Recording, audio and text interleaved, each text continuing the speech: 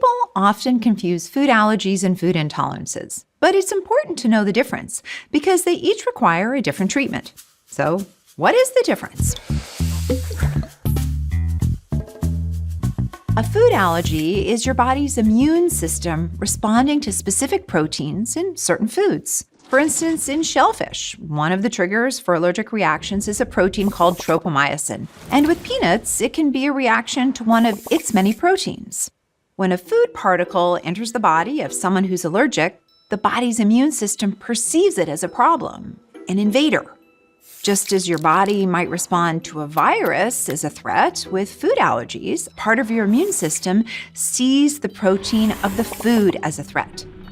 The allergic reaction can be thought of as a disproportionate and inappropriate response from the immune system to the food. Allergic reactions can range from being mild, tingles in the mouth, hives and rashes, to being extremely severe, like having trouble breathing, and they can even be life-threatening. Allergic reactions, with some exceptions, almost always happen quickly, within 30 minutes of eating or exposure to the food. A food intolerance, on the other hand, is usually our body having trouble digesting certain foods. Unlike allergies, food intolerances are not related to the immune system. For instance, being lactose intolerant means you don't have enough of the enzyme that breaks down the lactose in dairy. Intolerance to certain foods can often result in digestive issues, including bloating, diarrhea, or just generally feeling unwell.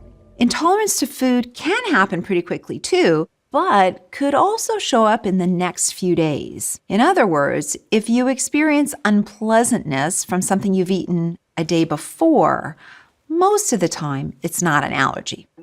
There's a third kind of reaction that's neither an allergy or an intolerance.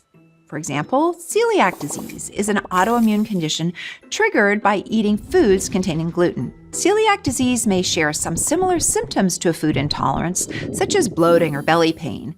But unlike celiac disease, food intolerances don't damage the small intestine. So with all these real but nuanced differences, what's the best way to get a proper diagnosis? Don't get one of those do-it-yourself, at-home food sensitivity kits. Those tests are not scientifically proven to do what they purport to do, and they aren't reliable diagnostic tools. If you wonder whether you have an allergy or an intolerance or celiac disease, talk to your doctor.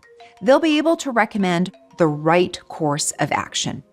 And in the case of food allergies, an allergist is your go-to person. The two common ways they'll be able to diagnose you is by taking a really good food history and giving you an oral food challenge by giving you certain foods and seeing what happens in a medically safe and controlled environment. An allergist can also come up with a plan in case you're exposed to a food you're allergic to and may even be able to recommend treatments for some of those allergies.